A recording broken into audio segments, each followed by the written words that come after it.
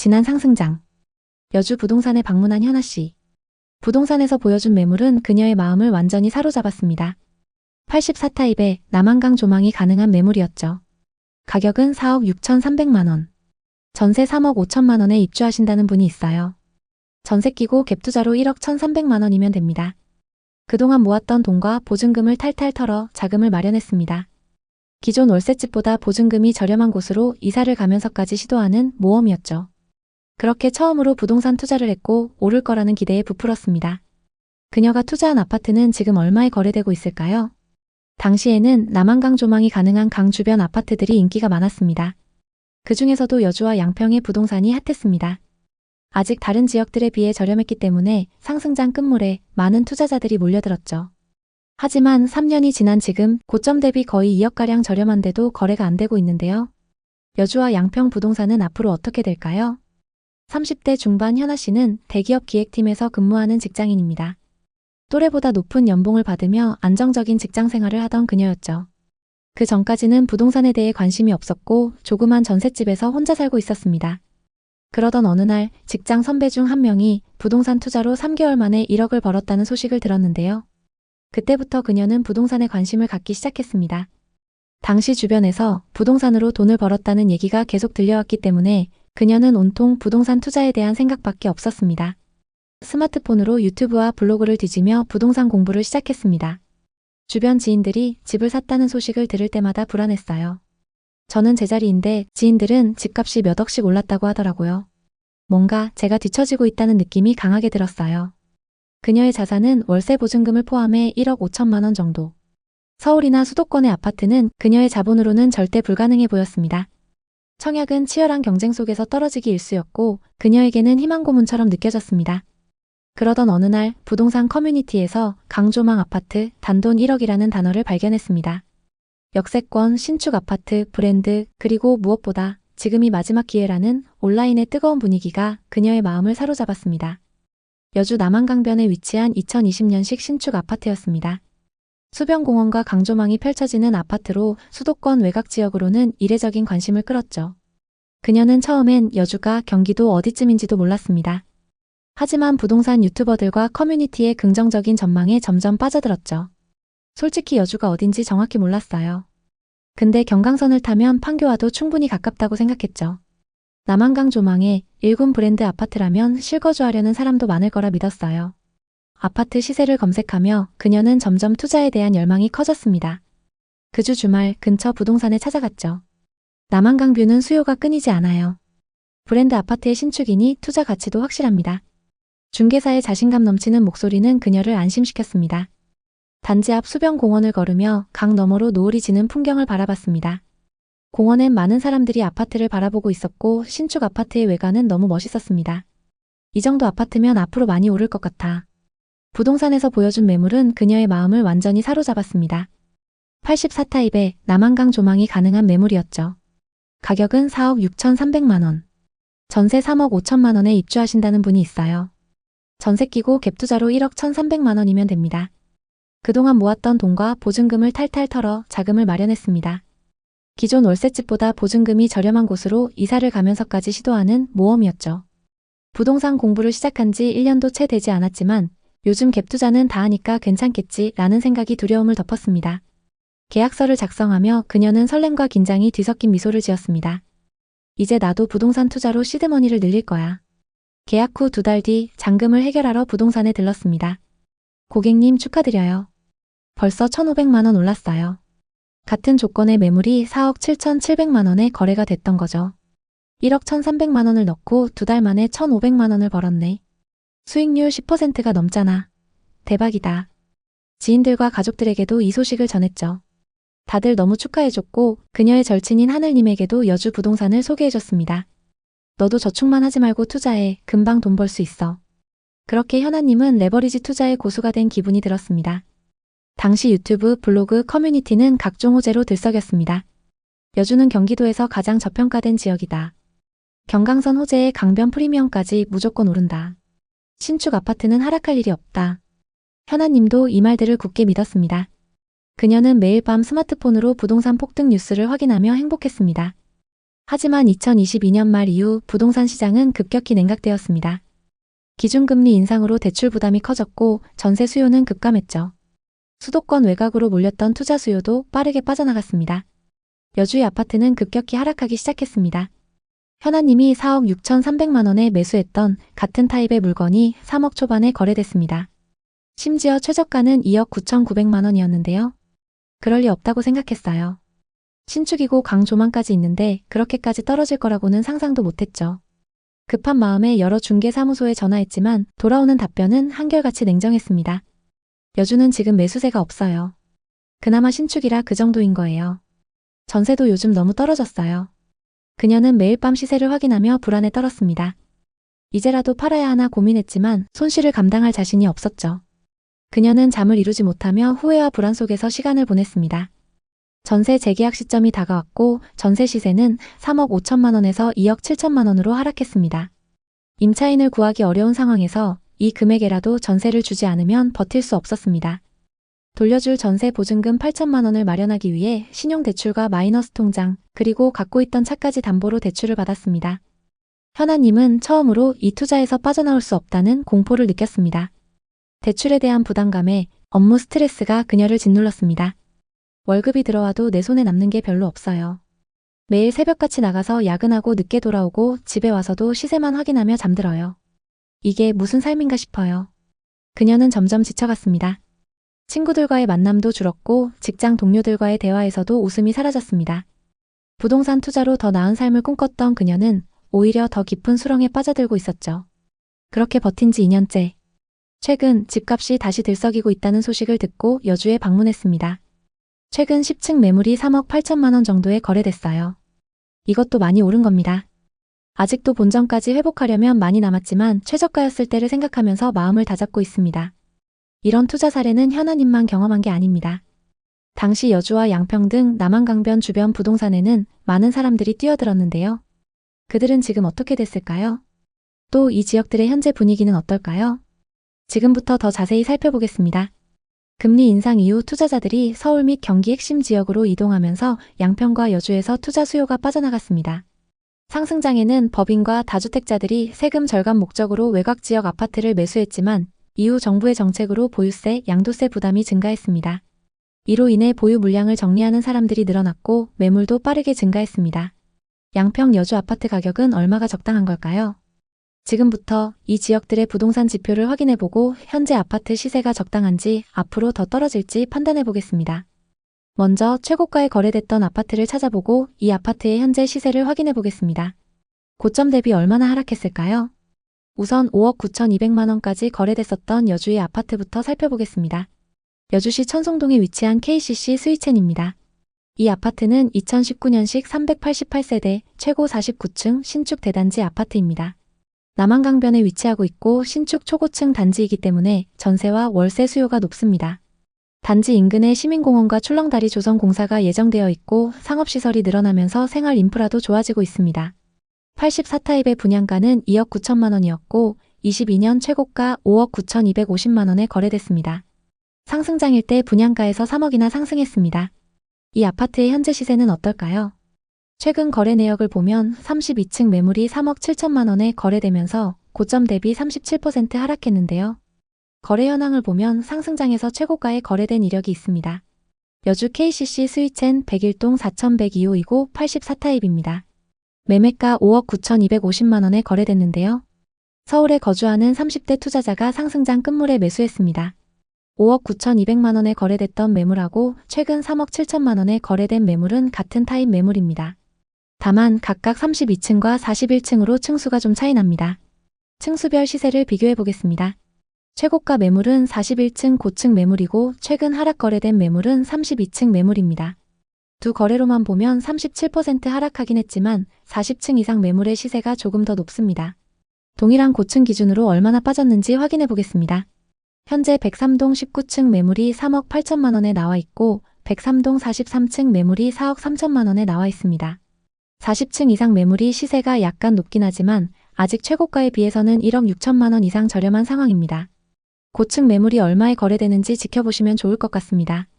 다음은 양평에 위치한 휴먼빌 리버파크 어반을 보겠습니다. 2023년 입주한 신축 아파트로 일대에서 주목받고 있습니다.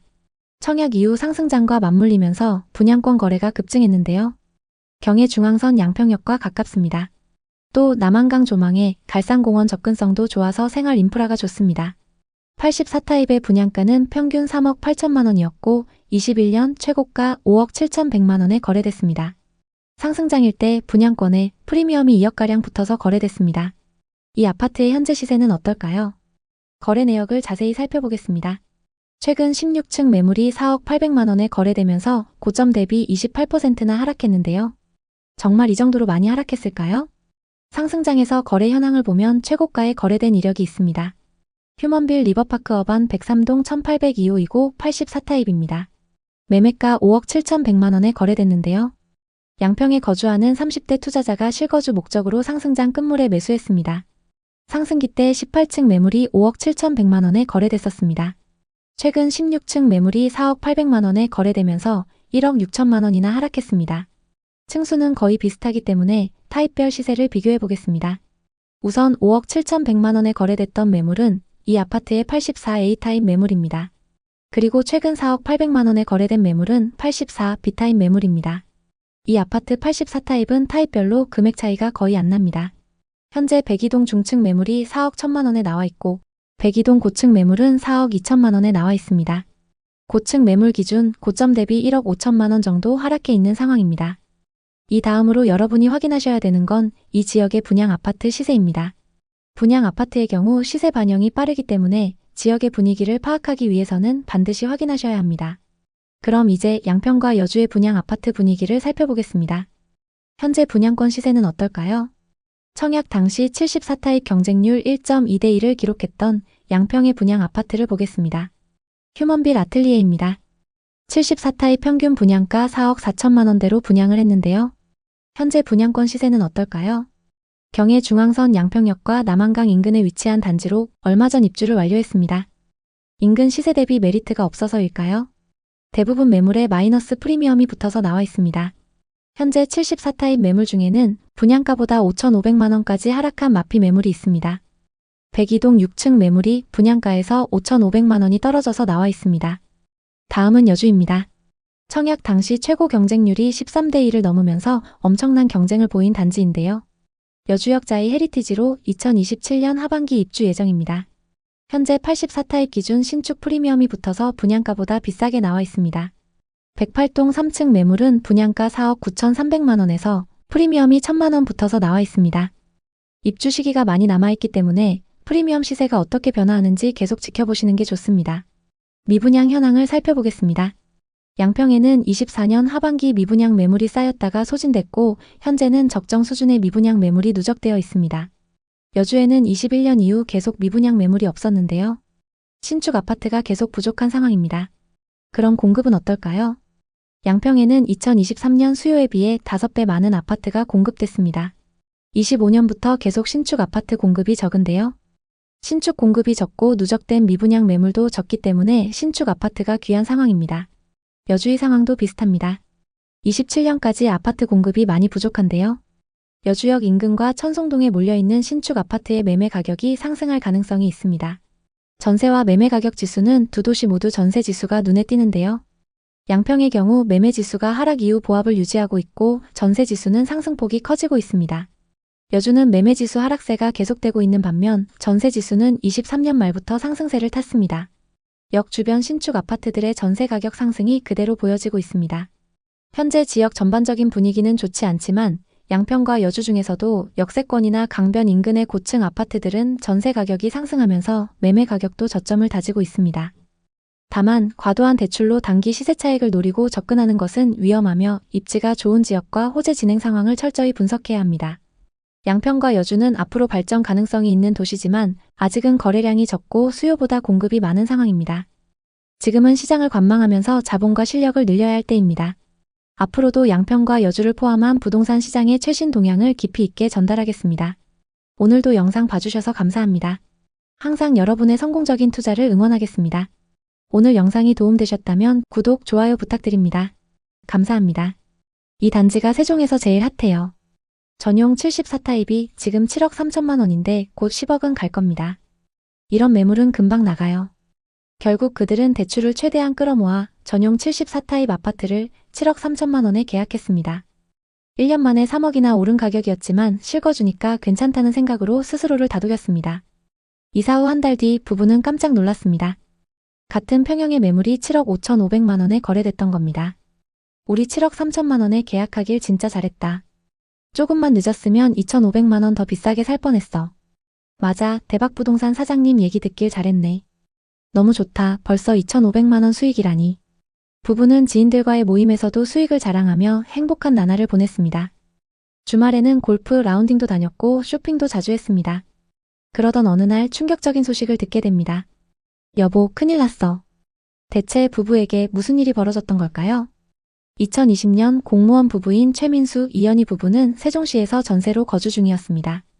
공무원 월급이 많지는 않았지만 둘 다 7급 공무원으로서 노후가 보장되어 있었죠. 그래서인지 결혼 후 몇 년간 쭉 부동산 투자에 대한 관심이 없었습니다. 하지만 그러던 어느 날 아내 연희 씨는 같은 부서 동료가 부동산으로 1년 만에 2억을 벌었다는 소식을 접하게 됐습니다.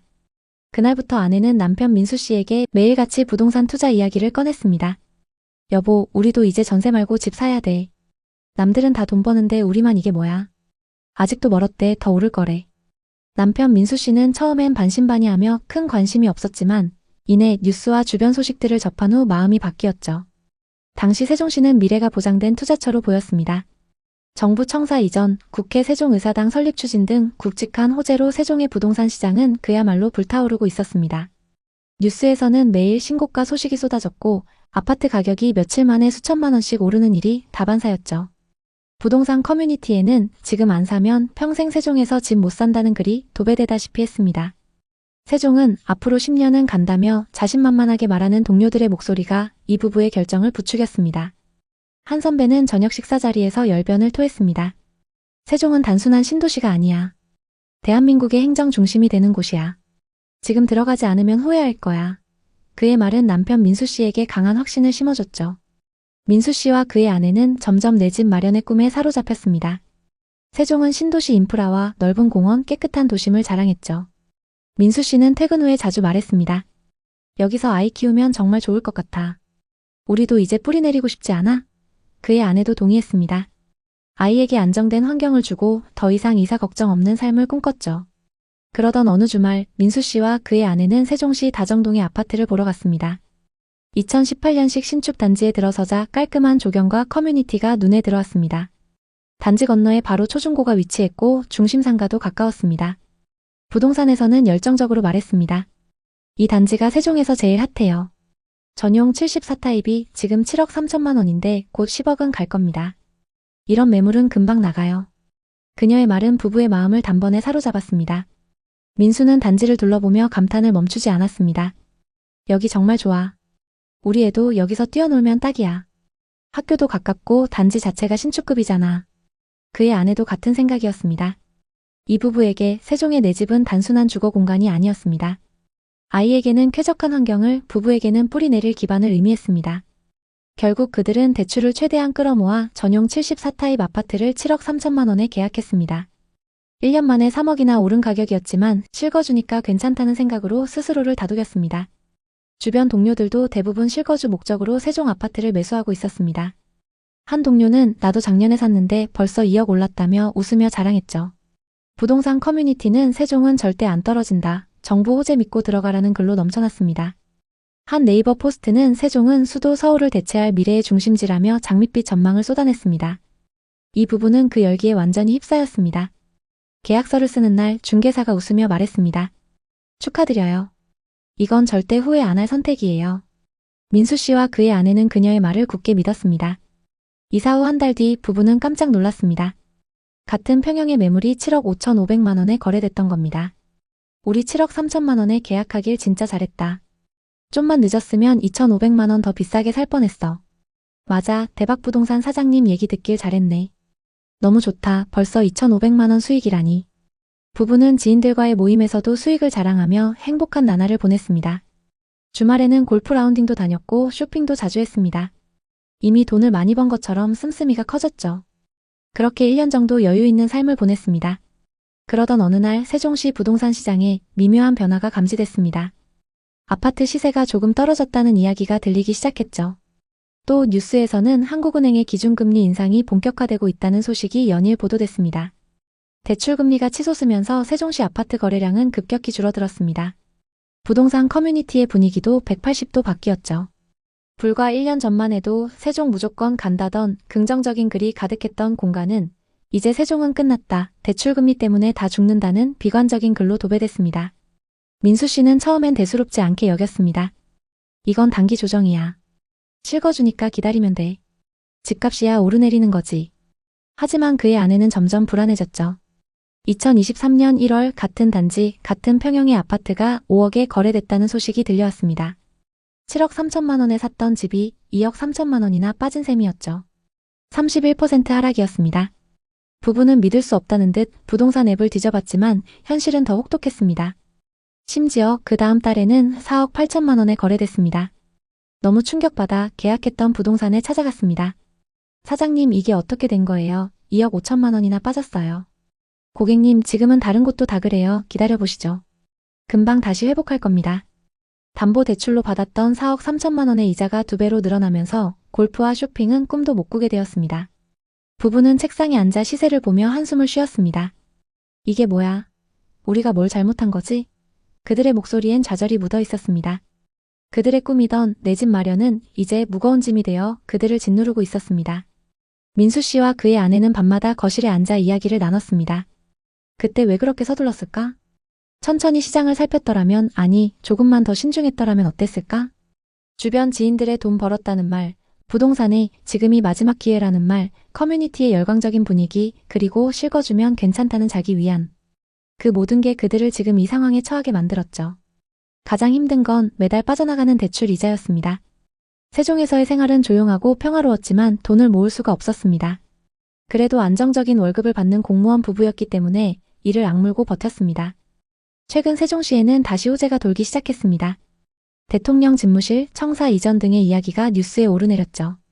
부동산 커뮤니티에서도 세종 다시 뜨나? 라는 글이 올라오기 시작했습니다. 기대에 차서 시세를 확인했습니다. 가장 최근 19층 매물이 5억 3,500만 원에 거래됐습니다. 이 집 언젠간 다시 오르겠지? 본전인 7억 3천만 원이 되려면 언제까지 기다려야 할까? 이 부부의 사례 말고도 세종시 부동산에 투자해서 큰 손해를 본 분들이 많습니다. 대체 세종시에 무슨 일이 일어나고 있는 걸까요? 그리고 행정수도 이전, 대통령 집무실 등 호재는 앞으로 어떻게 되는 걸까요? 세종시는 저금리 시절 행정수도 이전과 신도시 개발 호재로 폭등을 경험했지만 2025년 현재 극심한 하락세로 투자자들을 혼란에 빠뜨리고 있습니다. 일부 아파트는 최고가 대비 반토막 수준으로 거래되며 과도한 대출로 매수했던 분들은 큰 어려움을 겪고 있습니다. 예를 들어 세종시 소담동에 위치한 새샘마을 8단지는 지역 내 신고가를 기록했던 아파트입니다. 국토교통부 자료에 따르면 전용 면적 98타입은 2021년 최고가 14억 9,500만 원에 거래되었습니다. 그러나 2025년 3월 같은 타입이 7억 4천만 원에 거래되며 7억 6천만 원, 약 50% 하락했습니다. 이는 4년 만에 반값으로 떨어진 충격적인 사례입니다. 또 방곡동의 수룹의 1단지는 국책연구단지 인근에 자리 잡은 신축급 대단지 아파트입니다. 이 아파트는 전용 96타입이 과거 최고가 15억에 거래되었으나 2025년 4월에는 7억 6천만 원 수준으로 약 49% 하락했습니다. 도대체 세종시에 무슨 일이 일어났던 걸까요? 2019년부터 서서히 상승하던 주택 가격이 2020년, 2021년의 대형 호재와 맞물리며 하루가 멀다 하고 신고가를 찍었습니다.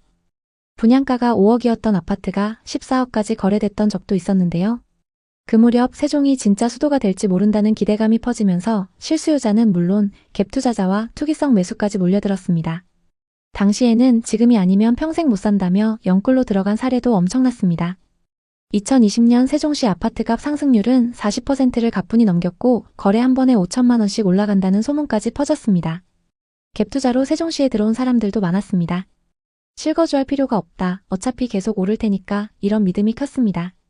그런데 문제는 2022년부터 금리 인상이 시작되고 분양 물량과 기존 매물이 쏟아지자 가격이 급락하기 시작했다는 점입니다.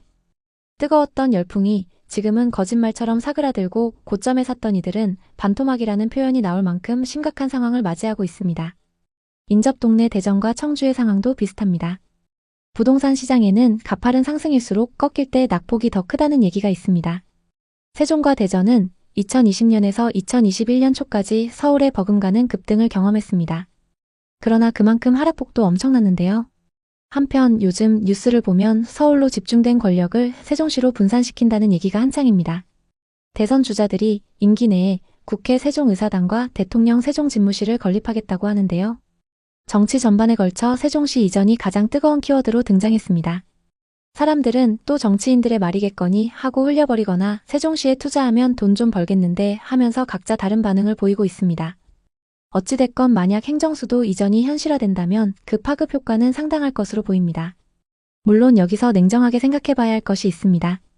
과거 세종시가 주목받았던 이유는 지금과 같이 수도 이전 때문입니다. 하지만 이번에는 여야를 막론하고 서울에 집중된 권력을 분산시키자는 목소리가 크고 이미 관련 예산과 법률적 기반도 마련돼 있다고 하니 과거와는 조금 다르게 보이긴 합니다. 정치권 전반에 걸쳐 세종시 이전에 대한 의지가 뚜렷해 보이는 지금 어떻게 대응해야 할까요? 이렇게 큰 이슈가 나올 때면 기대감에 먼저 움직이는 사람들이 있기 마련입니다. 반면 아직 거품이 다 거치지 않았기 때문에 더 지켜봐야 한다는 사람들도 있죠. 정말로 실현될지는 누구도 장담할 수 없습니다. 다만 투자를 하는 입장에서는 단기적으로 뉴스에 반응하는 투자를 할지 아니면 실제 이전까지 기다리는 장기 투자를 할지 전략을 세워야 합니다. 이럴 때일수록 시세 변화를 잘 살펴봐야 하는데요. 지금부터 실제 거래 사례를 하나씩 살펴보겠습니다. 최근 세종시에서 가장 많이 하락한 아파트는 더샵 힐스테이트입니다. 이 아파트 98타입은 21년 14억 3천만 원까지 거래됐습니다. 98타입의 분양가는 평균 3억 6천만 원이었고 상승장에서 분양가 대비 10억 7천만 원이나 상승했습니다. 하지만 지금은 고점 대비 4억 이상 빠져있는 상황인데요. 또 다른 아파트를 살펴보겠습니다. 16억 3천만 원까지 거래됐던 세종의 아파트입니다. 세종시 보람동에 위치한 중흥 S클래스 리버뷰 2차입니다. 이 아파트는 2016년식 656세대 최고 29층의 아파트입니다. 준신축 단지의 규모가 크고 세종시청과 중심 상권이 가깝습니다. 109타입의 분양가는 3억 7천만 원이었고 21년 최고가 16억 3천만 원에 거래됐습니다. 상승장일 때 분양가에서 12억 6천만 원이나 상승했습니다. 이 아파트의 현재 시세는 어떨까요?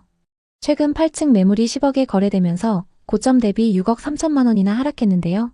거래 현황을 보면 1003동 2101호 매물이 매매가 16억 3천만 원에 거래됐는데요. 세종에 거주하는 60대 투자자가 상승장 끝물에 매수했습니다. 상승기 때 21층 매물이 16억 3천만 원에 거래됐고 최근 8층 매물이 10억에 거래되면서 6억 3천만 원 하락했습니다. 최고가에 거래됐던 매물과 동일 타입인 A타입의 호가 시세를 보겠습니다. 천이동 고층 매물이 13억에 나와 있습니다. 고층 매물 기준 고점 대비 아직 3억 3천만 원 하락해 있는 상황입니다. 아파트 가격이 수억씩 하락한 지금 많은 사람들이 고민합니다. 지금이 바닥인지 더 떨어질지. 하지만 중요한 것은 단순한 가격 하락이 아니라 실수요와 경제 여건입니다. 세종시는 여전히 주거 환경이 좋은 곳이지만 현재 집값의 거품이 빠지는 과정이 끝나지 않았을 가능성이 큽니다. 정치권에서 어떤 발언이 나오느냐에 따라 집값이 다시 크게 출렁일 수 있는 시장인 것도 위험 요소가 될 수 있는데요. 투기적인 움직임은 정상적인 부동산 시장에 좋지 않은 영향을 끼칠 수 있습니다. 주택은 주식이 아닙니다. 가격이 이렇게 급등과 급락을 반복한다면 누가 주택을 신뢰하고 살 수 있을까요? 또 세종시의 낙찰가율도 심상치 않습니다. 평당 1,450만 원에 감정된 시청 인근의 상가주택이 현재 700만 원 수준까지 떨어졌음에도 2번 유찰 후 세 번째 경매 진행 중입니다. 심지어 1년 전 11억 하던 땅은 현재 4억대로 내려왔는데도 낙찰이 되지 않는 상황입니다. 집값이 떨어지면 지역 경기에도 타격이 엄청납니다. 고점에 대출을 잔뜩 받아서 투자했던 사람들이 이자 부담으로 소비를 크게 줄이기 때문입니다. 또 그 영향으로 상권이 위축되고 결국 고용과 서비스 산업에도 악영향을 끼치게 되죠. 지금 서울이나 수도권, 부산 등 큰 도시도 이런 침체를 겪고 있고 세종은 경제 기반이 약해서 타격을 더 크게 받을 수 있습니다. 실제로 세종에는 공무원 빼고 일자리가 마땅치 않다는 이야기가 끊이지 않는 게 현실입니다. 지방에서 가장 비싼 시세를 형성했던 시기도 있었던 만큼 지금 바닥 찍은 거 아니냐는 기대는 여전히 살아있습니다. 하지만 부동산 침체가 길어질 수 있고 금리도 당분간은 유지될 것으로 보이기 때문에 세종시 부동산 역시 아직은 어렵다는 분석이 지배적입니다. 게다가 차기 정부가 언제든 행정수도 이전을 진행할 수는 있지만 실현될 때까지는 시간이 걸릴 테니 지금 당장 급격한 상승은 힘들 것입니다. 세종시를 둘러보면 깔끔하게 정비된 도로와 공공청사 그리고 주거 인프라가 인상적입니다. 거리 자체는 쾌적하지만 상권이 한산한 곳이 많고 지역 경기가 활발하다는 느낌을 주지는 않습니다. 여러 장점은 있지만 정작 인구 유입이나 일자리 창출이 따라오지 못하면 집값은 가파르게 오르기 어렵다는 걸 인지해 두셨으면 좋겠습니다. 세종시의 미래 가치는 여전히 유효합니다. 다만 상승폭이 컸던 만큼 단기간에 급격한 상승을 기대하기는 어려운 건 사실입니다.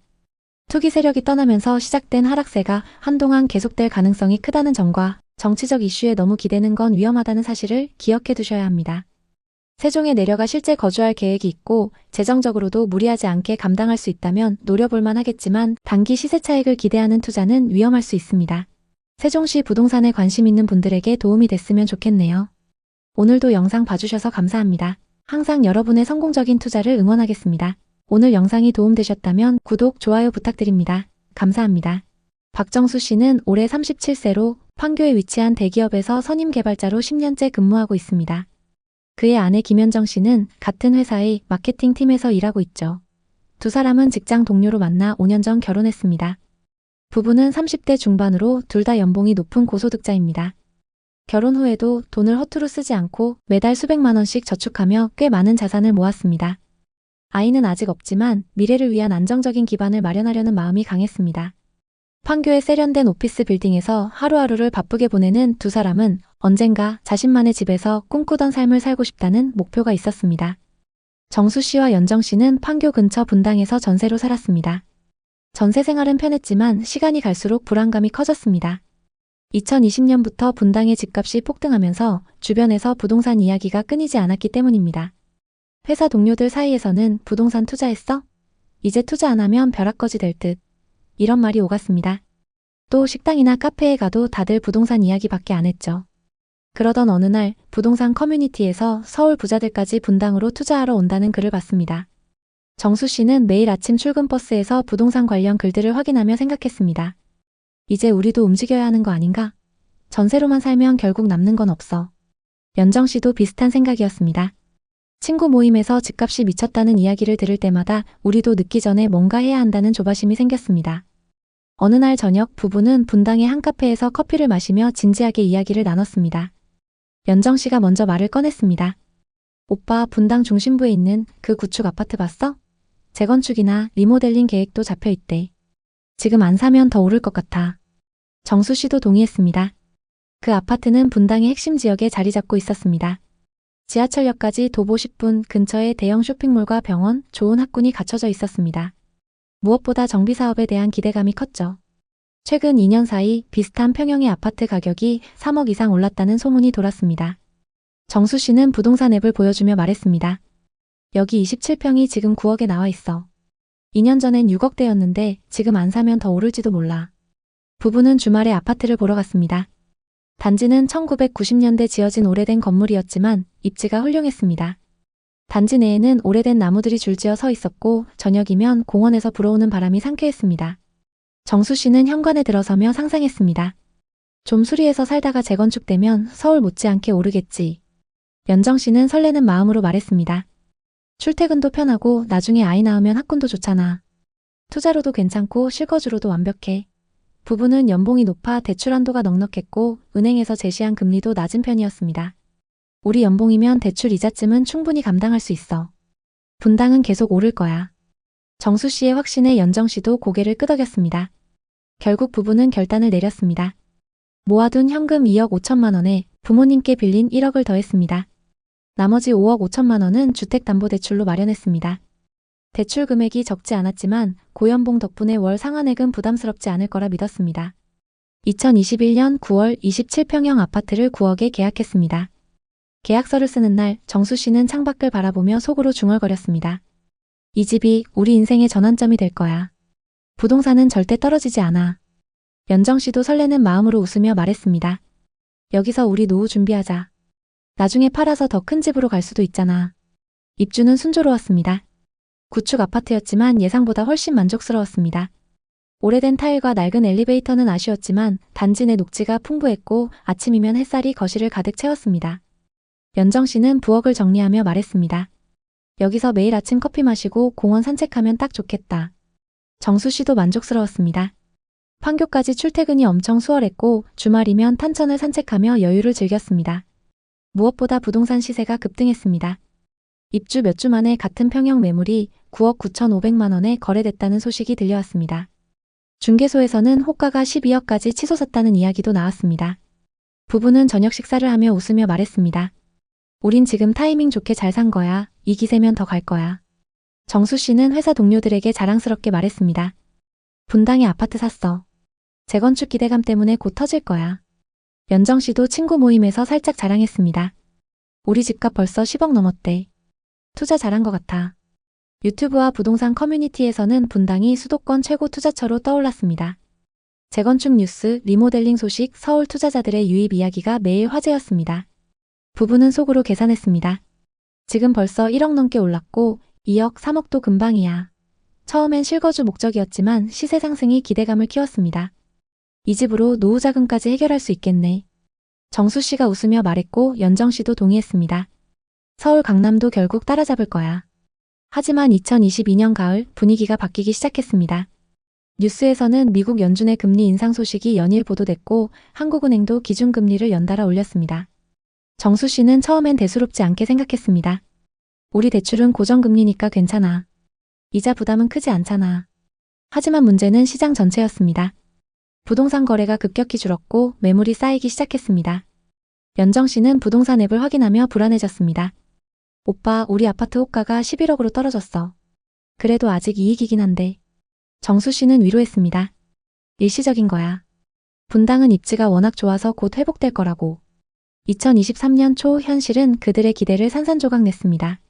같은 평형 매물이 7억 7천만 원에 거래됐다는 기록이 떴습니다. 부부는 충격을 받았습니다. 재건축 호재가 있는데 왜 이렇게 떨어져? 연정 씨가 떨리는 목소리로 물었습니다. 정수 씨는 중개소에 전화해 물었습니다. 이 가격이 잘못된 거 아니에요? 중개인은 차갑게 답했습니다. 금리 인상 때문에 투자자들이 빠져나갔어요. 서울로 돈이 몰리고 분당은 지금 매수세가 없어요. 연정 씨는 밤마다 잠을 이루지 못했습니다. 대출 5억 5천만 원의 이자가 갑자기 엄청 크게 느껴졌습니다. 게다가 월급은 그대로인데 물가 상승으로 생활비가 늘었습니다. 식료품 가격은 치솟았고 외식 한번 하는 것도 부담스러워졌습니다. 우리 연봉 높아서 괜찮을 줄 알았는데 매달 지출 비용이 너무 커. 연정 씨가 한숨을 쉬었습니다. 하락 소식을 접한 그날 저녁 부부는 거실에 앉아 말없이 TV를 봤습니다. 정수 씨는 손에 쥔 휴대폰을 내려놓고 벽을 바라보며 중얼거렸습니다. 이게 무슨 일이야? 재건축 기대만 믿고 산 건데 2억 가까이 날아갔어. 부모님 돈까지 빌렸는데. 연정 씨는 눈물을 글썽이며 말했습니다. 오빠, 나 후회돼.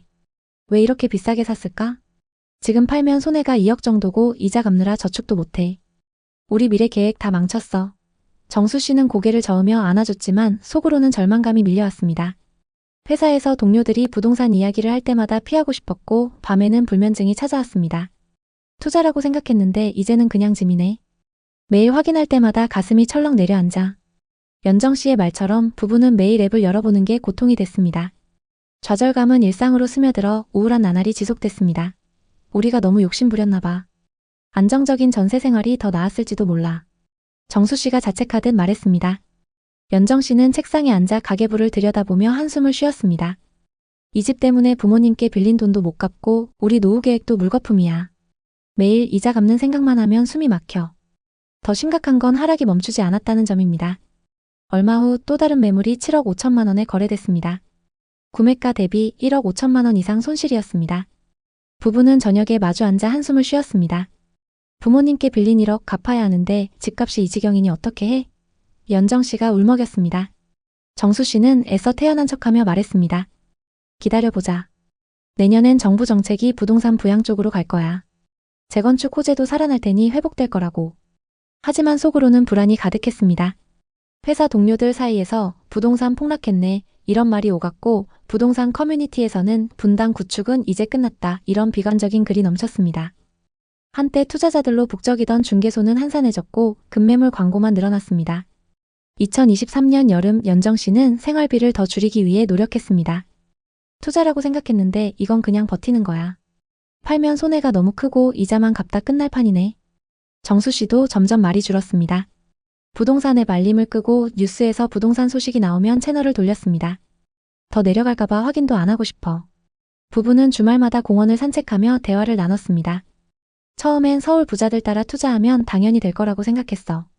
분당이 잘 나가니까 쭉쭉 오를 줄 알았지. 정수 씨가 한숨을 쉬었습니다. 연정 씨는 고개를 끄덕이며 말했습니다.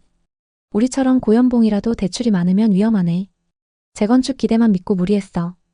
2025년 8월 현재까지 시세는 7억 중반대를 맴돌고 있습니다. 2021년 9월 9억 원에 산 집은 아직 그 가격에 한참 못 미칩니다. 1억 5천만 원 이상 떨어진 상태입니다. 재건축 호재는 여전하지만 시장 분위기는 차갑습니다. 정부의 재건축 정책이 발표되었지만 분당 구축 아파트에 대한 투자자들의 관심은 여전히 낮습니다. 정수 씨는 최근 회사 동료와의 술자리에서 부동산 이야기를 꺼내지 않았습니다. 집값 이야기하면 다들 한숨만 쉬어. 나도 그냥 입 다물고 있어. 부부는 저축을 위해 주말 부업까지 알아보고 있습니다. 집 때문에 아이 계획도 미뤘죠. 집값 때문에 스트레스 받는데 아이 낳아서 키우기 부담스러워.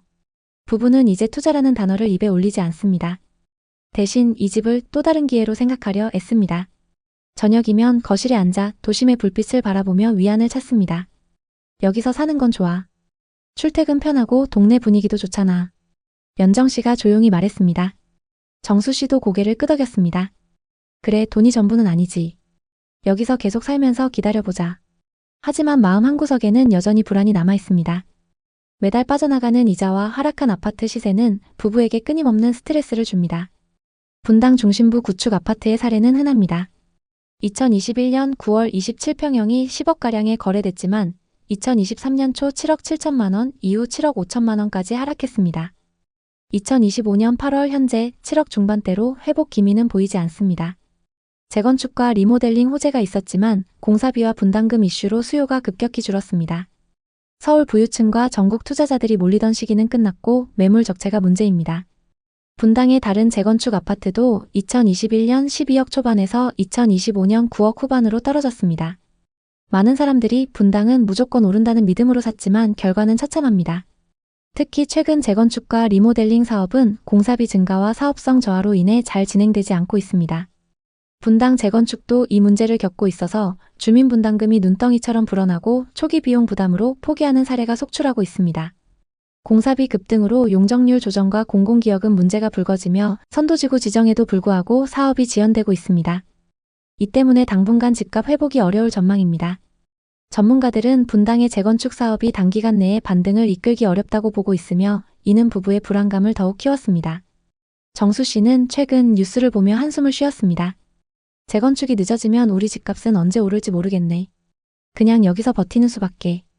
연정 씨는 고개를 숙이며 말했습니다. 이 집이 우리 꿈이었는데 지금은 그냥 부담이야. 그렇다고 모두가 실패라고 단정할 수는 없습니다. 박정수 씨네 부부처럼 그 집에서 출퇴근하고 휴식을 취하며 삶을 이어갑니다. 집값 하락은 고통스럽지만 삶은 계속됩니다. 최근 정부의 부동산 규제 정책으로 시장이 더 불안하지만 입지 좋은 곳들의 부동산은 장기적으로 회복할 가능성이 높습니다. 부동산 투자는 전 재산이 걸린 문제입니다. 한순간의 판단이 가족의 삶을 결정할 수 있죠. 다만 고점에 사서 손실을 봤더라도 그 공간이 의미 있다면 투자 이상의 가치를 가질 수 있습니다. 혹시 여러분도 비슷한 경험이 있으신가요? 아니면 부동산 투자를 고민하고 계신가요? 댓글에 여러분의 의견을 자유롭게 남겨주세요. 여러분의 이야기가 누군가에겐 힘이 될 수 있습니다. 오늘의 이야기에 공감하셨다면 구독과 좋아요를 눌러주세요. 오늘도 시청해주셔서 감사합니다. 다음 편엔 더 좋은 내용으로 찾아뵙겠습니다. 2021년 8월 그는 송도의 신축 아파트 전용 84타입을 12억 5천만 원에 매수했습니다. 전세를 6억 8천만 원에 놓고 나머지 5억 7천만 원은 대출과 저축, 가족의 도움으로 충당했죠. 당시 송도에는 갭투자 거래가 엄청났기 때문에 큰 걱정 없었습니다. 2021년 말 그가 매수한 아파트는 놀랍게도 13억 7천만 원까지 거래되며 최고가를 찍었습니다. 그는 매일 새벽 센트럴파크를 산책하며 이곳이 우리 집이라는 생각에 미소가 절로 나왔습니다. 모임 자리에서는 친구들에게 부동산도 소개해주면서 투자를 권유했습니다. 너네도 하나씩 사, 송도 지금 미친 듯이 오르고 있어. 1억 2억은 그냥 버는 거야. 이렇게 행복한 나날을 보내던 그는 지금 어떻게 됐을까요? 또 그가 갭투자한 송도의 아파트는 얼마에 거래되고 있을까요? 민수 씨는 40대 중반 송도에서 10년째 거주하며 유명 프랜차이즈 식당을 운영하는 가장입니다. 아내와 초등학생 딸 하나를 둔 그는 매일 송도의 센트럴파크를 지나며 이곳에서 우리 집을 갖고 싶다는 꿈을 키웠습니다. 송도는 포스코타워, 인천대교, 바이오 클러스터 등 글로벌 비즈니스 허브로 떠오르며 부동산 시장에서 주목받는 곳이었죠. 2020년 부동산 시장은 뜨겁게 달아올랐습니다. 유튜브와 부동산 카페에서는 송도는 인천의 강남이다. 지금 사지 않으면 영영 기회가 없다. 이런 말들이 쏟아졌습니다. 민수 씨도 매일 밤 유튜브를 보며 송도의 미래 가치를 분석하는 영상에 푹 빠져들었죠. 특히 송도동에 위치한 더샵 아파트가 눈에 들어왔어요. 전용 84타입이 2019년에는 6억 중반이었지만 2021년에는 이미 12억대에 거래되고 있었죠. 그때 갭투자라는 단어가 민수 씨의 머릿속을 맴돌았습니다. 전세를 끼고 매수하면 적은 자본으로 내 집 마련이 가능하다는 이야기에 귀가 솔깃했죠. 당시 전세 시세는 6억 8천만 원. 현금 5, 6억이 있으면 매수가 가능하다는 계산이 나왔습니다. 민수 씨는 아내와 밤늦게까지 상의했습니다. 지금 아니면 송도에서 집 사는 건 불가능할 거야. 아내도 고개를 끄덕였죠. 우리도 이제 내 집을 가져야지. 부부는 저축과 대출, 부모님의 도움을 받아 자금을 마련했습니다. 2021년 8월 민수 씨는 송도 더샵 전용 84타입을 12억 5천만 원에 매수했습니다. 전세를 6억 8천만 원에 놓고 나머지 5억 7천만 원은 대출과 저축, 가족의 도움으로 충당했죠. 계약서를 쓰는 날 민수 씨는 가슴이 두근거렸습니다. 드디어 송도에서 우리 집을 샀어. 이건 투자이자 미래를 위한 선택이야. 아내도 미소를 지으며 위치가 좋고 역도 가까우니까 더 오를 거야 라고 말했습니다. 계약 후 몇 달 동안 송도 부동산 시장은 폭발적으로 상승했습니다. 2021년 말 민수 씨의 아파트는 놀랍게도 13억 7천만 원까지 거래되며 최고가를 찍었죠. 부동산 커뮤니티는 열기로 가득했습니다. 송도는 끝없이 오른다. GTX 개통되면 15억도 가능하다. 이런 글이 매일 올라왔습니다. 민수 씨는 동네 부동산 중개소에서 만난 중개사의 말에 귀를 기울였죠. 송도는 글로벌 허브예요. 외국인 투자자도 몰리고 바이오 클러스터까지 생기면 대박입니다. 부부는 매일 집값이 오르는 걸 보며 행복했고 민수 씨는 매일 새벽 센트럴파크를 산책하며 이곳이 우리 집이라는 생각에 미소가 절로 나왔습니다. 커뮤니티에서는 같은 단지 주민들이 이 아파트는 아직 더 오를 여지가 많다며 기대감을 공유했죠. 민수 씨는 속으로 생각했습니다. 우린 정말 완벽한 선택을 했어. 내가 타이밍을 잘 잡았구나. 친구들과의 술자리에서 그는 자신감 넘치게 말했죠. 전세 끼고 샀는데 벌써 1억 넘게 올랐어. 송도는 대박이야. 모두 부러워했고 부부는 실컷 투자 이야기를 했죠. 그중에는 부동산 투자를 하지 않은 친구들도 있었는데 그들에게 부동산도 소개해주면서 투자를 권유했습니다. 부동산 전문가가 된 것 같아 뿌듯했습니다. 하지만 2022년 초 시장에 이상 기류가 감지됐습니다. 미국의 기준금리 인상 소식이 들리며 국내에서도 금리 인상 이야기가 본격화됐죠. 민수 씨는 우린 고정금리로 대출했으니 괜찮다며 스스로를 다독였지만 불안은 커져만 갔습니다. 자영업 특성상 수입이 불규칙했던 터라 월 이자는 점점 부담으로 다가왔습니다. 2022년 봄 충격적인 소식이 들려왔습니다. 같은 단지 고층 매물이 8억 중반에 거래되었다는 거였죠. 민수 씨는 부동산 앱을 열어서 84타입 매물이 8억까지 떨어졌다는 기록을 확인했습니다. 12억 5천만 원에 샀는데 8억? 4억 5천만 원이나 손해? 그는 믿을 수 없었습니다. 매일 저녁 아내와 한숨을 내쉬며 걱정했습니다. 부동산 중개소에 들렀을 때 중개사는 냉정하게 말했습니다. 지금은 시장이 얼어붙었어요. 8억 금매도 연락이 잘 안 옵니다. 커뮤니티에는 송도 이제 끝났다, 갭 투자한 사람들은 망했다 이런 글이 넘쳐났습니다. 민수 씨는 점점 시세를 보지 않게 됐습니다. 집값 하락도 고통이었지만 자신의 선택을 후회하는 마음이 더 아팠습니다. 아내는 한숨을 쉬며 말했습니다. 우리 왜 이렇게 비쌀 때 투자했지? 그냥 전세로 살면 안 됐을까? 민수 씨는 대답할 말이 없었습니다. 투자하느라 자금을 마련하기 위해 좁은 월세집으로 옮겨왔는데 좁은 집에서 아무것도 모르고 웃고 있는 딸을 보며 눈물이 났습니다. 부동산 투자가 우리한테 행복을 줄 줄 알았는데 2023년 민수 씨의 상황은 더 나빠졌습니다. 전세입자에게 연락이 왔던 겁니다. 이사 가려고 합니다. 전세 보증금 돌려주세요. 곧바로 부동산에 연락했죠. 중개사는 요즘 전세도 빠지고 있어요. 6억 8천만 원은 절대 안 나가요 라고 했습니다. 전세 시장도 냉각되면서 같은 단지의 전세 시세가 4억 중반으로 떨어졌다는 소식이 들려왔습니다. 갭 투자의 핵심이었던 전세 시세가 무너지자 민수 씨는 점점 더 큰 압박을 느꼈습니다. 결국 2억에 가까운 돈을 돌려주기 위해 사업자 대출과 마이너스 통장까지 받았고 차도 한 대 정리했습니다. 민수 씨는 주 7일 하루도 쉬지 않고 장사를 하며 매달렸지만 대출 이자와 생활비는 그를 옥죄어 왔습니다. 아내는 우리 진짜 바보였나 봐 라며 한숨을 내쉬었죠. 딸아이가 아빠 우리 언제 이사 가요? 라고 물을 때마다 민수 씨는 가슴이 미어졌습니다. 한때 행복의 상징이었던 집은 이제 무거운 짐이 되어 있었죠. 커뮤니티에는 송도는 더 떨어진다. 차라리 서울 구축이 나았다. 이런 글이 매일 올라왔습니다. 민수 씨는 더 이상 그런 글을 보지 않으려 했지만 불안은 사라지지 않았습니다. 2024년 겨울 민수 씨는 습관처럼 부동산 앱을 열었습니다.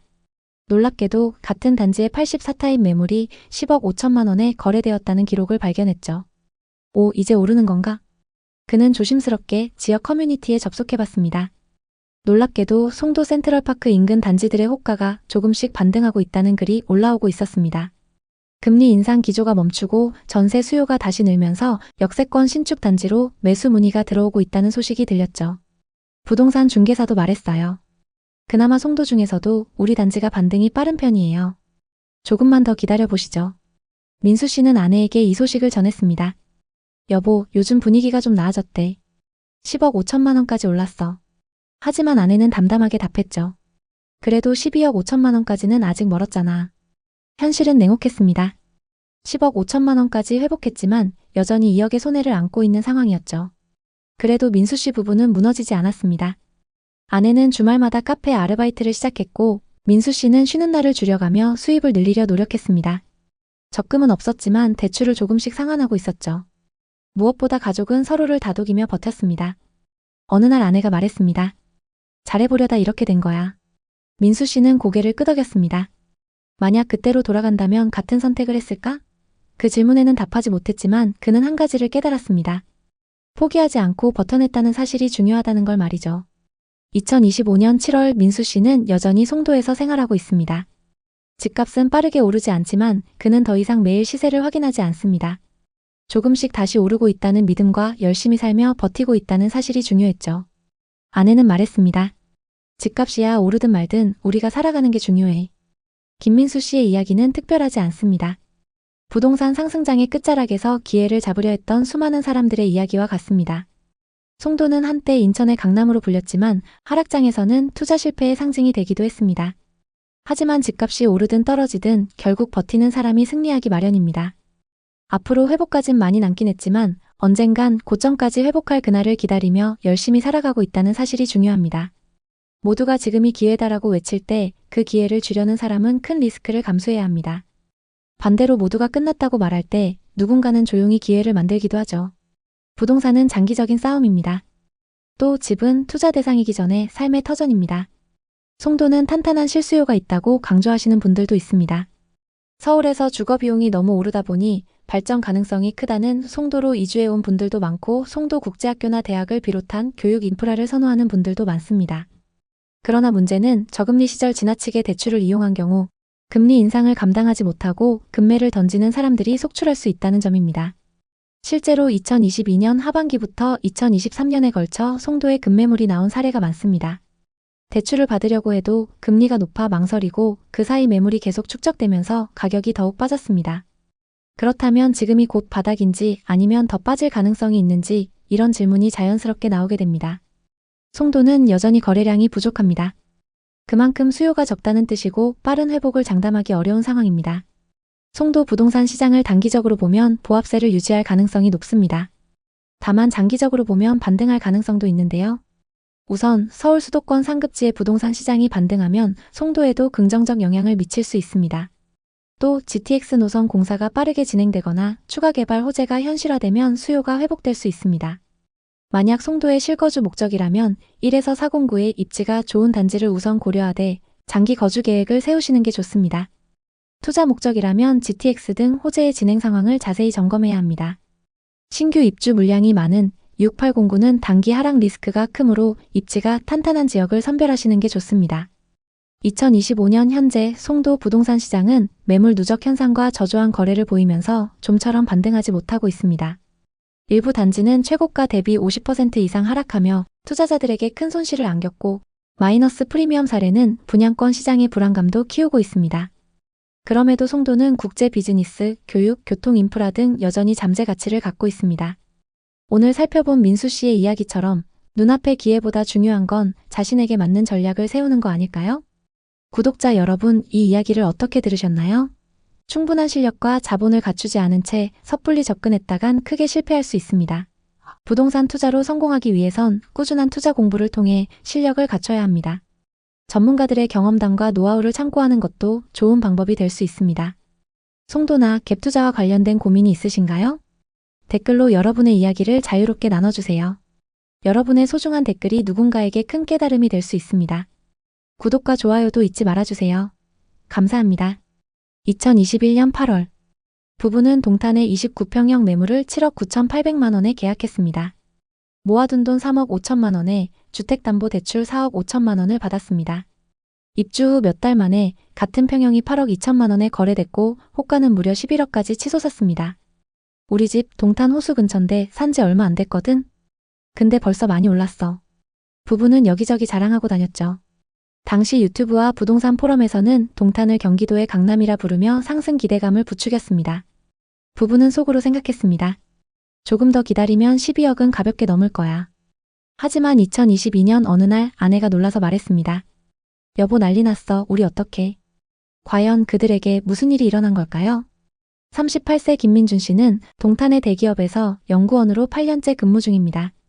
고액의 연봉에 성과급까지 포함하면 매년 상당한 수입을 올립니다.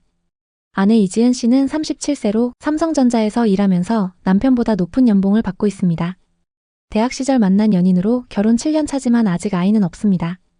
둘이 합치면 또래들에 비해 훨씬 많은 돈을 벌고 있습니다. 동탄 신도시의 전세로 살던 부부는 나름 안정된 삶을 살았지만 최근 몇 년간 전세가가 폭등하며 불안감이 커졌습니다. 처음 전세 계약 시 4억대였던 보증금이 이제 6억을 넘었고 매달 나가는 이자 부담도 만만치 않았습니다. 집주인이 갑자기 보증금을 올려달라고 할까봐 노심초사했습니다. 어느 날 저녁 민준 씨가 아내에게 말했습니다. 여보, 우리 그냥 집 사는 게 낫지 않을까? 전세금이 이렇게 오르다간 영원히 남의 집에서 살 것 같아.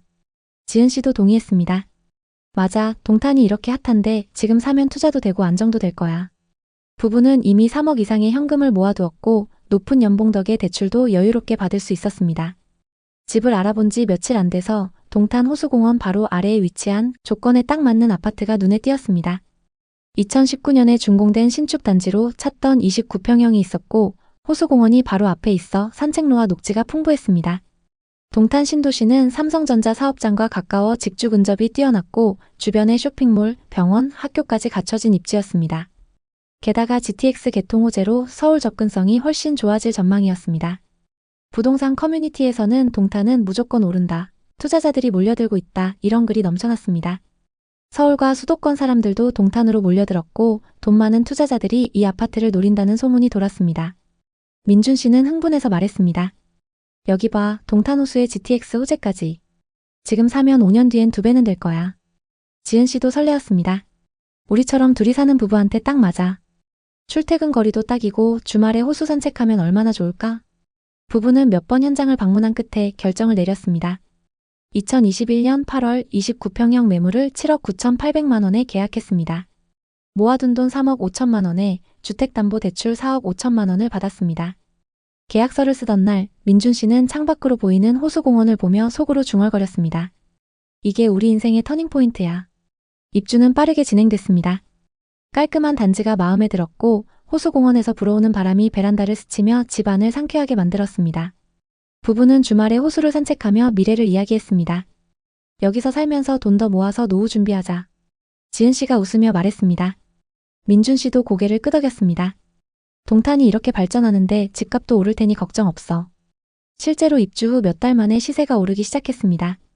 같은 평형이 8억 2천만 원에 거래됐다는 소식이 들려왔고 호가는 무려 11억까지 치솟았습니다. 부동산 앱을 확인할 때마다 민준 씨는 뿌듯했습니다. 그때 산 게 신의 한 수였어. 지금 팔아도 얼마가 남는 거야. 커뮤니티에서는 GTX 호재와 신도시 개발 소식이 화제였고 투자자들이 몰려들어 아파트 값이 더 오를 거라는 전망이 지배적이었습니다. 지은 씨는 친구들에게 자랑스럽게 말했습니다. 우리 집 동탄 호수 근처인데 산지 얼마 안 됐거든? 근데 벌써 많이 올랐어. 부부의 생활은 더 여유로워졌습니다. 출퇴근 시간이 줄어 아침에 여유롭게 커피를 마시고 저녁엔 호수공원에서 산책하며 하루를 마무리했습니다. 이 집 덕분에 삶의 질이 올라갔어. 민준 씨가 말했습니다. 지은 씨도 동의했습니다. 투자도 되고 살기에도 좋으니 완벽해. 유튜브와 부동산 포럼에서는 동탄을 경기도의 강남이라 부르며 상승 기대감을 부추겼습니다. 부부는 속으로 생각했습니다. 조금 더 기다리면 12억은 가볍게 넘을 거야. 하지만 2022년 봄부터 분위기가 바뀌었습니다. 미국의 금리 인상 소식이 뉴스에 쏟아지더니 한국은행도 기준금리를 연달아 올렸습니다.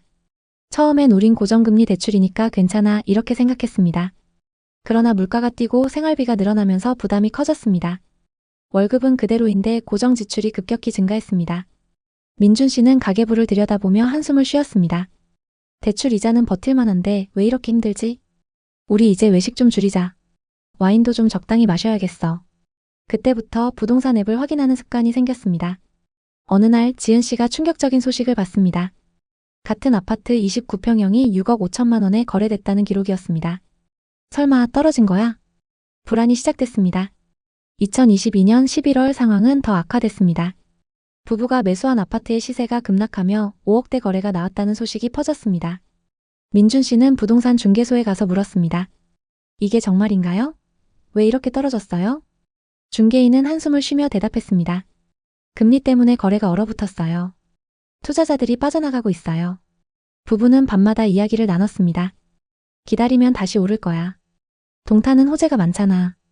지은 씨가 말했지만 속으로는 두려웠습니다. 호수공원이 보이는 창문을 보며 처음 입주할 때의 설렘을 떠올렸습니다. 하지만 이제 설렘 대신 불안이 가득했습니다. 2023년 들어 하락은 더 가파르게 이어졌습니다. 얼마 지나지 않아 같은 평형이 4억 7,500만 원에 거래됐다는 소식이 들렸습니다. 부부가 7억 9,800만 원에 산 집이 불과 1년 반 만에 3억 이상 손실을 본 셈이었습니다. 민준 씨는 회사에서조차 집중이 안 됐습니다. 매일 아침 출근길에 아파트 단지를 바라보는 것만으로도 가슴이 답답해졌습니다. 우리 너무 무리한 거 아니야? 대출 갚느라 평생 일해야 할 판이네. 그는 지은 씨에게 하소연했습니다. 지은 씨는 눈물을 글썽이며 말했습니다. GTX 호재가 있으니까 버텨보자. 하지만 그 말조차 공허하게 들렸습니다. 매일 뉴스에서는 부동산 시장의 냉각 소식이 쏟아졌고 동탄 신도시에서 투자자들이 빠져나가고 전세 수요도 줄었다는 기사가 가득했습니다. 커뮤니티에서는 동탄 버블 터졌다, 이제 끝났다 이런 글이 올라왔습니다. 부부는 더 이상 호가나 시세를 확인하지 않기로 했지만 습관처럼 앱을 열었습니다. 이 집이 우리를 망치고 있어. 민준 씨가 중얼거렸습니다. 그는 밤에 잠을 이루지 못하고 호수공원을 바라보며 자책했습니다. 왜 그때 샀을까? 전세로 더 버틸 걸 그랬어. 지은 씨도 마찬가지였습니다. 출근 준비를 하며 거울을 볼 때마다 피곤한 얼굴이 보였고 우리가 잘못한 건가? 라는 자책이 머릿속을 맴돌았습니다. 하락은 단순한 숫자가 아니었습니다. 부부의 일상이 무너지기 시작했습니다. 예전에는 주말에 외식을 하며 여유를 즐겼지만 이제는 집에서 간단한 식사를 하며 지출을 줄였습니다. 이번 달 카드값이 더 많이 나왔어 민준 씨가 말했습니다. 지은 씨는 한숨을 쉬며 대답했습니다. 우리가 꿈꿨던 안정된 삶이 이거야? 회사 동료들이 부동산 이야기를 할 때마다 민준 씨는 자리를 피했습니다. 동탄 요즘 어때? 이런 질문이 고문처럼 느껴졌습니다. 지은 씨는 친구 모임에서 웃으며 넘기려 했지만 속으로는 우리 집은 반토막 났어 라고 외치고 싶었습니다. 호수공원은 여전히 아름다웠지만 산책할 때마다 이 뷰에 속았다는 생각이 들었습니다. 2024년 내내 시세는 바닥을 쳤습니다. 부부의 마음은 메말라갔습니다.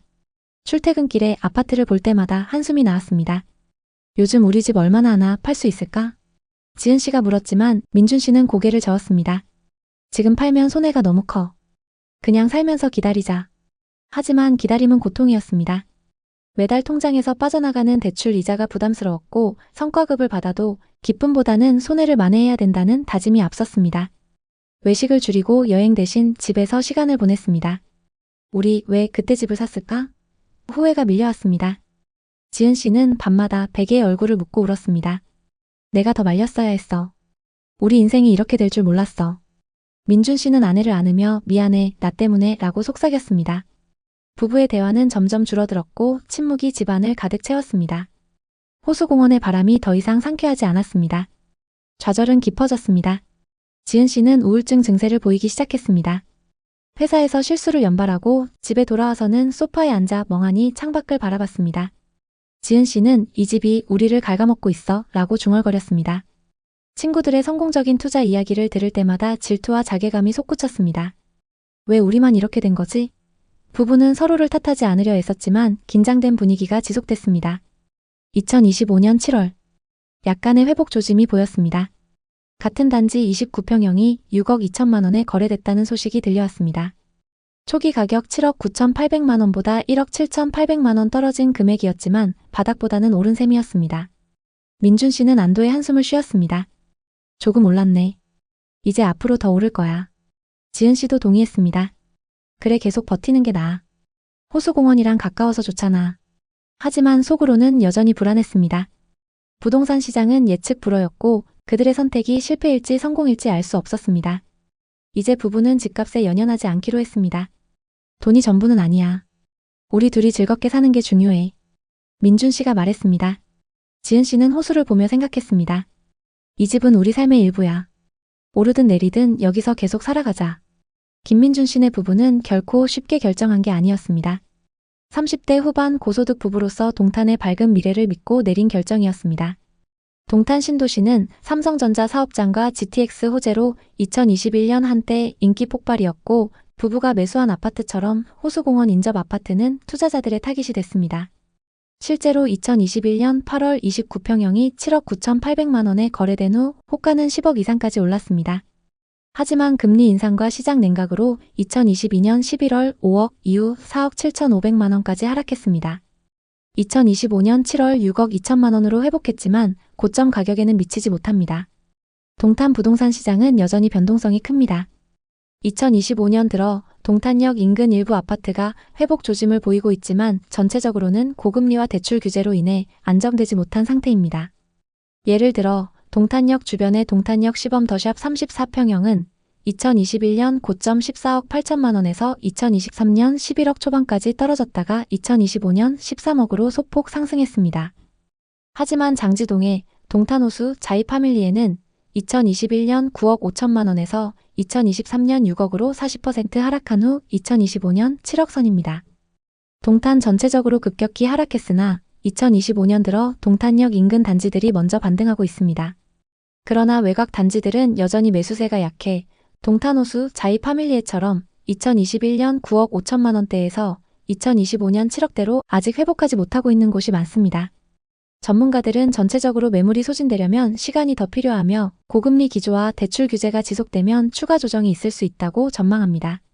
많은 사람들이 신도시니까 안전하다, 호재 많아서 오른다, 이런 믿음으로 샀지만 시장 변동성 앞에서 무너졌습니다. 처음 분양했을 때 분양받았던 분들은 아직도 많이 이득 중이지만 오늘 보신 민준 씨네 부부처럼 고점에 투자했다가 크게 손해를 본 분들이 많은 동탄 신도시. 그들은 아파트 시세가 하락했어도 그 안에서 어떻게든 버티고 있습니다. 부동산 투자는 단순히 투자가 아니라 온 가족의 미래가 걸려 있습니다. 예측 불가능한 시장에서 중요한 건 자신의 재정 상황과 장기 계획을 냉정히 보는 것입니다. 동탄처럼 호재가 많아도 글로벌 경제 변화와 금리, 부동산 정책이 모든 것을 좌우할 수 있습니다. 2025년 현재 동탄은 꾸준히 젊은 층 수요가 증가하고 있지만 아직 많은 물량이 시장에 나와 있습니다. 만약 투자를 고려 중이라면 급매물 위주로 고려하시되 개인 재정 상황을 꼼꼼히 체크하세요. 혹시 부동산 관련 고민이나 비슷한 경험이 있으시면 댓글에 남겨주세요. 여러분의 경험이 누군가에게 도움이 될 수 있습니다. 이 영상을 통해 부동산 투자의 위험성과 신중함의 중요성을 다시 한번 생각해보는 계기가 되셨길 바랍니다. 오늘의 이야기에 공감하셨다면 구독과 좋아요를 눌러주세요. 오늘도 시청해주셔서 감사합니다. 다음 편엔 더 좋은 내용으로 찾아뵙겠습니다. 여러분 최근 뉴스를 보셨나요? 서울 아파트 평균가가 14억을 넘어섰다는 기사가 계속 나오고 있습니다. 부동산이 또 올랐네? 라고 생각하실 수 있겠지만 이 숫자는 겉으로 보기엔 높아 보이지만 실상을 들여다보면 이야기가 다릅니다. 지금 부동산 시장은 겉으로는 좋아 보이지만 속으로는 분위기가 좋지 않은 곳들이 많습니다. 특히 고가 아파트나 상업용 부동산, 소위 꼬마 빌딩 같은 투자처에서 주인들이 줄줄이 한계 상황에 몰리고 있습니다. 6월 27일 대출 규제가 시행된 이후로 서울 아파트 거래량이 70% 이상 급감했다는 통계가 나왔습니다. 직방이나 한국부동산원 자료를 살펴보면 강남권 고가 아파트 거래가 특히 뚝 떨어졌고 평균 가격 상승은 똘똘한 한 채 중심으로만 일어나는 현상이라고 합니다. 이는 시장 전체가 멈춰선 상태에서 소수의 고가 거래만으로 평균을 끌어올린 것입니다. 매물이 쌓이고 매수자도 없어서 집주인들만 이자 부담에 짓눌리고 있습니다. 예를 들어 강남구의 경우 지난 6개월 동안 거래량이 65% 감소했고 일부 동에서는 아예 거래가 제로인 곳도 있다고 합니다. 실제로 현장에서 느끼는 체감은 훨씬 더 심각합니다. 강남에 사는 김정환 씨는 3년 전에 20억 중반 아파트를 샀습니다. 대출을 15억이나 끌어다 썼죠. 그때는 집값은 무조건 오른다는 믿음이 컸으니까요. 당시만 해도 강남권 아파트는 매달 몇천만 원씩 오르는 분위기였고 김정환 씨도 지금 사지 않으면 영영 기회를 놓친다고 생각했답니다. 하지만 지금은 어떨까요?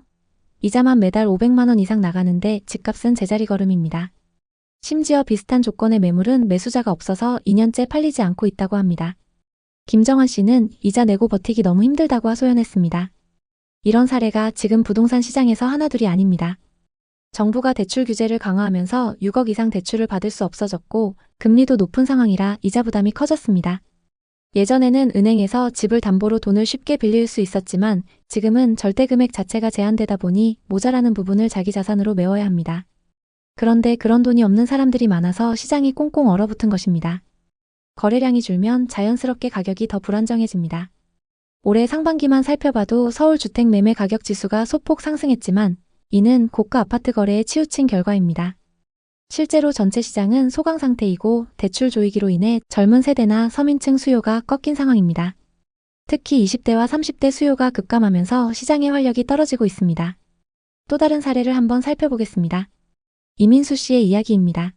이분도 부동산 투자로 큰 코 다친 케이스입니다. 5년 전, 그러니까 2020년쯤이었을까요? 그때 부동산 시장이 한창 뜨거울 때였습니다. 민수 씨도 뒤처질 수 없다는 생각에 덜컥 투자에 뛰어들었습니다. 대상은 강북에 있는 꼬마 빌딩이었어요. 18억짜리 꼬마 빌딩 대출 13억을 끼고 샀습니다. 현금 5억 가지고 18억짜리 꼬마 빌딩을 사는 게 가능했죠. 월세 수익이 나쁘지 않을 거라는 계산이었고 빌딩 값도 오를 거라는 장밋빛 꿈을 꿨습니다. 처음에는 임차인들이 꽉 차 있어서 괜찮았습니다. 매달 월세가 들어오고 이자도 겨우 맞추면서 버텼죠. 그런데 코로나가 터지면서 임차인들이 하나둘 빠져나가기 시작했습니다. 공실률이 30%까지 치솟았고 월세 수익은 기대 이하로 떨어졌습니다. 대출 이자는 매달 540만 원씩 꼬박꼬박 나가는데 수익으로는 그걸 감당하기 버거웠습니다. 민수 씨는 조금만 버티면 되겠지 라고 생각하며 2년을 버텼지만 결국 빌딩을 23억에 내놓았습니다. 그런데 이게 또 안 팔리는 겁니다. 1년 넘게 매물로 내놨는데 매수 문의조차 거의 없었습니다. 지금까지도 매물이 팔리지 않고 있는데요.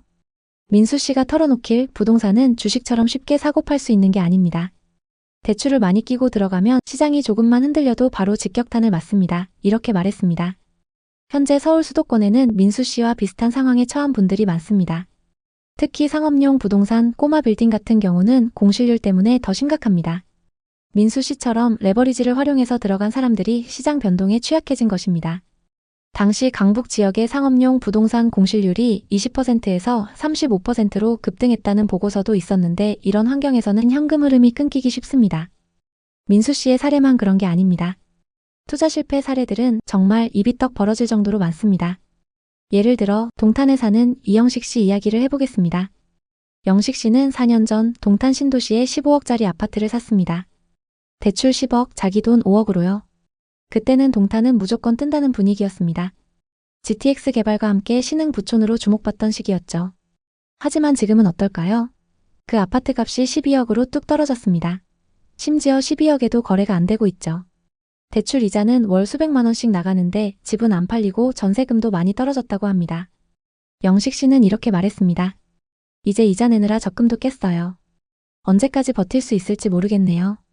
이분처럼 고가 아파트에 대출 끼고 들어간 사람들이 고금리와 거래량 감소로 고통받고 있습니다. 올해 6월 대출 규제 이후 강남구의 중위 거래 가격이 떨어질 조짐이 보인다고 합니다. 실제로 송파구의 경우 작년 대비 아파트 거래가 60% 이상 줄어들었고 일부 단지는 매물이 쌓여도 매수자가 없는 상황입니다. 또 다른 사례로는 상업용 부동산입니다. 양재역 역세권의 꼬마 빌딩을 산 최연아 씨. 25억에 샀는데 대출이 19억이었어요. 원래는 임차인들이 꽉 차 있어서 월세 수익이 괜찮았지만 코로나 이후로 임차인들이 줄줄이 나가면서 공실률이 50%까지 치솟았습니다. 월세 수익은 반토막인데 이자는 그대로 나가니까 매달 적자만 쌓이고 있습니다. 최연아 씨는 결국 빌딩을 27억에 내놨지만 2년째 매수자가 없습니다. 차라리 손해보고라도 팔까라며 후회하고 있습니다. 이분은 수입이 높은 의사인데도 현금 흐름이 막히면서 버티기 힘들어졌습니다. 비슷하게 김소정 씨는 수원에 20억짜리 상가 건물을 샀습니다. 대출 15억을 끌어다 썼는데 공실률이 30%가 넘어가면서 월세가 이자를 못 따라가고 있습니다. 김소정 씨는 이렇게 말했습니다. 임차인 구하기가 하늘의 별 따기네요. 자영업자들이 다 힘들어하니 건물이 그냥 빈 껍데기예요 라고 하소연했습니다. 이런 사례들을 보면 공통점이 있습니다. 다들 부동산은 무조건 오른다는 믿음으로 대출을 많이 끌어다 썼고 시장이 변하면서 그 부담을 감당하지 못하고 있는 것입니다. 특히 상업용 부동산은 공실률 때문에 더 치명적입니다. 아파트는 그래도 주거용이라 임차인을 구할 가능성이 있지만 상업용은 임차인 구하기가 정말 어렵습니다. 앞으로는 이런 실패 스토리가 더 늘어날 수밖에 없습니다. 특히 입지가 조금 떨어지는 상업용 부동산의 경우 공실률이 60%를 넘는 곳도 많아서 투자자들의 부담이 커지고 있습니다. 지금 왜 이렇게 줄줄이 무너지고 있는 걸까요? 여러 이유가 얽혀 있지만 가장 큰 건 대출 규제와 고금리 기조입니다. 정부가 6억 이상 대출을 제한하면서 고가 아파트나 빌딩을 사려는 수요가 확 줄었습니다. 예전에는 20억짜리 집 사면서 15억 대출 받는 게 가능했지만 지금은 그게 안 되니까요. 게다가 금리가 낮아지지 않아서 이자 부담이 큰 상황입니다. 예를 들어 15억 대출 받아서 연 3% 금리면 연간 이자가 4,500만 원입니다. 하지만 금리가 5%로 오르면 1년에 이자만 7,500만 원으로 뛰는 겁니다. 이걸 매달 나눠서 낸다고 해도 감당하기 쉽지 않습니다. 시장에 매물이 많아야 거래가 활성화되는데 지금은 다들 집값 더 오를 거야 라는 기대감에 집을 안 내놓고 있습니다. 하지만 정작 매수자는 없습니다. 왜냐하면 대출이 막혔고 금리 부담 때문에 선뜻 나서는 사람이 없으니까요. 그래서 거래가 멈춘 상태에서 집주인들만 이자 부담에 허덕이고 있는 것입니다. 특히 상업용 부동산은 공실률이 치명적입니다. 예전에는 역세권 건물이면 임차인 걱정 없었지만 지금은 자영업자들이 힘들어지면서 임차인 구하기가 어려워졌습니다. 공실률이 30에서 50%까지 치솟은 빌딩도 많습니다. 월세 수익이 없는데 이자는 꼬박꼬박 나가니까 집주인들 입장에서는 악몽 같은 상황입니다. 거기에 세금 부담도 무시 못합니다. 최근 보유세 이야기가 많이 나오고 있습니다. 정부가 보유세를 올리면 고가 아파트나 빌딩 보유자들 부담이 더 커질 것입니다. 예를 들어 30억짜리 아파트의 보유세율이 1.5%만 돼도 연간 4,500만 원을 세금으로 내야 합니다. 이걸 이자랑 같이 감당하려면 정말 소득이 탄탄하지 않으면 불가능합니다. 이런 요인들이 겹치면서 대출 레버리지를 활용했던 사람들이 가장 먼저 무너지고 있습니다. 건물을 산 분들은 공실률과 거래량 감소로 이중고를 겪고 아파트를 산 분들은 가격 조정과 매수자 부재로 버티기 힘들어합니다. 결국 시장이 공급 부족과 수요 위축으로 불안정해진 것입니다. 올해 하반기에도 입주 물량이 급감하면서 수급 불일치가 심화될 거라는 전망이 나와서 더 많은 집주인들이 한계에 몰릴 수 있습니다. 실제로 한국부동산원 자료에 따르면 서울의 신규 입주 물량이 작년 대비 30% 줄었고 이는 공급 부족을 더 부추기고 있다고 합니다. 이런 시장에서 우리는 무엇을 해야 할까요? 우선 무리한 대출은 절대 금물입니다. 부동산은 레버리지를 활용하면 수익이 커질 수 있지만 반대로 리스크도 엄청 큽니다. 10억을 훌쩍 넘는 대출 끼고 부동산을 샀을 때 그 이자 부담은 엄청납니다. 대출은 본인 소득으로 감당할 수 있는 수준에서만 해야 합니다. 또 단기 시세 차익을 노린 매매는 위험하다고 봅니다. 부동산은 주식처럼 단기 차익을 노리기 어려운 자산입니다. 사고 팔 때 거래 비용, 세금 다 고려하면 단타로 큰돈 벌기 어렵습니다. 특히 지금처럼 거래가 멈춘 시장에서는 더더욱 그렇습니다. 장기적인 관점으로 접근해야 합니다. 시장 흐름을 읽어야 한다는 것도 중요합니다. 부동산 시장은 정부 정책, 금리, 경제 상황에 따라 급변합니다. 예를 들어 지금은 금리가 오르고 대출 규제가 강해진 상황이니까 무리한 투자는 피해야 합니다. 반대로 시장이 안정화되고 저렴한 매물이 늘어나면 그때 기회를 노려보는 게 좋습니다. 그리고 현금 흐름을 확보하는 게 핵심입니다. 부동산 투자는 결국 현금 흐름 싸움입니다. 월세 수익이 안정적이거나 본인 소득으로 이자를 감당할 수 있는 구조를 만들어야 합니다. 공실률 높은 상업용 부동산은 특히 조심해야 합니다. 아파트를 산 경우도 임차인 유치나 임대 수익을 미리 계산해야 합니다. 수익성이 떨어지면 바로 직격탄입니다. 보유세 강화나 금리 변동을 미리 대비하는 태도도 필요합니다. 결국 부동산은 물건을 사듯 들었다 놨다 하는 게 아닙니다. 가전제품 하나 사는데도 가격 보고 고민하는데 수억 수십억짜리 아파트를 살 때는 더 큰 고민이 필요합니다. 그렇게 비싼 아파트를 대출로 산다는 건 더 오를 거라는 믿음 때문입니다. 하지만 이제 그 믿음이 흔들리고 있습니다. 부동산 투자는 단기적인 차익을 노리기보다는 안정적인 수익 구조를 만드는 데 초점을 맞춰야 합니다. 예를 들어 임대 수요가 꾸준한 지역이나 소형 주거용 부동산에 투자한다면 공실 리스크를 줄일 수 있습니다. 마지막으로 앞으로 부동산 시장이 어떻게 될지 예측해 보겠습니다. 지금이 부동산 시장의 전환점이라고 봅니다. 고가 아파트나 상업용 부동산은 당분간 거래가 더 줄어들 가능성이 높습니다. 정부가 대출 규제를 풀지 않는 한 매수자가 쉽게 나타나지 않을 것입니다. 게다가 보유세가 강화되면 고가 부동산 보유자들이 매물을 내놓으면서 공급이 늘어날 수도 있습니다. 그렇게 되면 가격 조정이 올 가능성도 배제할 수 없습니다. 특히 강남권 고가 아파트나 역세권 꼬마 빌딩 같은 경우 지금처럼 이자 부담과 공실률 문제로 버티지 못하는 주인들이 늘어나면 시장에 매물이 쌓일 것입니다. 그때가 되면 가격이 더 현실적으로 조정될 가능성이 높습니다. 물론 장기적으로 보면 부동산은 여전히 매력적이지만 단기적으로는 조심해야 할 타이밍입니다. 올해 상반기 데이터를 살펴보면 서울 아파트 매매가가 상승했지만 이는 규제 전 거래의 영향이고 하반기에는 크게 둔화될 것입니다. 입주 물량 감소로 전세가율이 급격히 떨어진 곳도 있어서 임대 시장도 불안정합니다. 대출 의존했던 분들은 더 힘들어질 수 있습니다. 또 상업용은 공실 문제로 장기 불황이 올 수도 있습니다. 한국은행의 최근 보고서에 따르면 금리가 내년까지 고금리를 유지할 가능성이 높다고 하니 이자 부담은 더 커질 수 있습니다. 여러분 오늘 이야기 어떠셨나요? 부동산 시장은 겉으로는 화려해 보이지만 속으로는 정말 많은 집주인들이 힘들어하고 있습니다. 큰 실패를 겪은 분들의 이야기를 들으며 부동산 투자만큼 신중해야 하는 것도 없다는 걸 다시 한번 느꼈습니다. 만약 여러분도 투자 계획이 있다면 무리한 대출은 피하고 시장 흐름을 꼼꼼히 체크하시길 바랍니다. 혹시 부동산 투자로 성공하거나 실패했던 경험이 있다면 댓글로 공유해주세요.